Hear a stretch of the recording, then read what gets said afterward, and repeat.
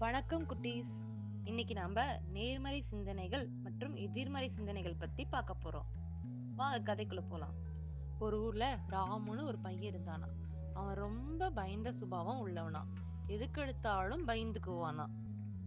உதாரணத்துக்கு கடற்கரைக்கு போனா எல்லா குழந்தைகளும் விளையாட தானே செய்வாங்க. ஆனா அவன் மட்டும் எங்க அலை வந்து நம்மள அடிச்சு உள்ள இழுத்துட்டு போயிடுமோன்னு பயந்து கடற்கரை மண்ணுல கூட கால வைக்க மாட்டானாம். அப்படி ஒரு பயமா அவனுக்கு. தூங்கும்போது கூட தூங்குனா கெட்ட கனவு வருதுன்னு பயந்துகிட்டு தூங்காம கூட இருப்பானாம். இந்த மாதிரி அவனுடைய வாழ்க்கையில எதற்கெடுத்தாலும் பயம், எப்பொழுதும் பயம் அப்படின்னு இருந்தானாம். இத அவங்க அம்மா எப்படியாவது சரி பண்ணணும்னு நினைச்சாங்களாம்.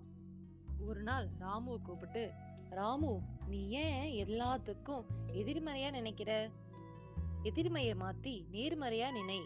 அப்பதான் உனக்கு உன்னுடைய பயம் போகும் அப்படின்னு சொன்னாங்களாம். ராமு, என்னம்மா சொல்றீங்க, எனக்கு ஒண்ணுமே புரியலையே அப்படின்னு சொன்னானாம். அதுக்கு அவங்க அம்மா சிரிச்சுக்கிட்டே, நான் புரியும்படி சொல்றேன்னு சொன்னாங்களாம். நேர்மறை அப்படின்னா ஒரு விஷயம் நல்லபடியா நடக்கும் அப்படின்னு நினைக்கிறது. எதிர்மறை அப்படின்னா ஒரு விஷயம் நல்லபடியா நடக்காதுன்னு நினைக்கிறது அப்படின்னு சொன்னாங்களாம். ராமு இன்னும் குழப்பமாவே இருந்தானா. அவங்க அம்மா சிரிச்சுக்கிட்டே சொன்னாங்களாம், "ம், இப்ப நம்ம கடற்கரைக்கு போறோம். அங்க எல்லா குழந்தைகளும் அலையில துள்ளி குதிச்சு விளையாடுறாங்க. ஆனா நீ மட்டும் ஐயையோ, அலை நம்மள அடிச்சிருமோன்னு பயப்படுற. அப்படி பயப்படாம அலையில விளையாண்டா எவ்வளவு சந்தோஷமா இருக்கும் அப்படின்னு ஒரு நிமிஷம் நினைச்சு பாரு. அந்த அலையில கால் வச்சு நனைக்கும் போது நமக்கு எவ்வளவு இதமா இருக்கும்னு நினைச்சு பாரு. அப்படி நீ நினைச்சினா கண்டிப்பா அந்த அலையில போய் விளையாடணும்னு நீ நினைப்ப. இதுதான் நல்லதா நினைக்கணும் அப்படின்னு சொன்னாங்களாம். எண்ணம் போல் வாழ்க்கை. இனிமே நேர்மறையா நினை அப்படின்னு சொன்னாங்களாம். அடுத்த நாள் அவங்க குடும்பத்தோட கடற்கரைக்கு போனாங்களாம்.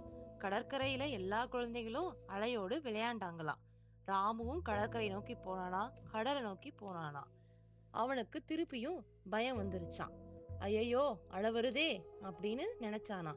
இருந்தாலும் மத்த குழந்தைங்களோட அந்த அலையில விளையாண்டா எவ்வளவு சந்தோஷமா இருக்கும். அலை நம்மள அடிக்கும் போது நமக்கு எவ்வளவு இதமா இருக்கும் அப்படின்னு அவங்க அம்மா சொன்ன மாதிரி நினைச்சு பார்த்தானா. உடனே அவனுடைய பயம் போயிடுச்சான். அவன் கடல் நோக்கி போனானா, மத்த குழந்தைகளோட கை கோத்து நின்னானா. அலை வந்ததா, அவன் அடிச்சதான், சந்தோஷப்பட்டானா. அவன் இதுல மட்டும் இல்ல, எல்லா விஷயங்களிலும், எல்லா செயல்களிலும் எதிர்மறையை தவிர்த்து நேர்மறையா இருக்க ஆரம்பிச்சானா. அவனோட வாழ்க்கை நல்லா இருந்துச்சாம். புரிஞ்சதா குட்டீஸ்? இதுதான், எதிர்மறையா நினைக்கிறதை விட்டுட்டு நேர்மறையா நினைங்க. வாழ்க்கை நல்லா இருக்கும். எண்ணம் போல் வாழ்க்கை.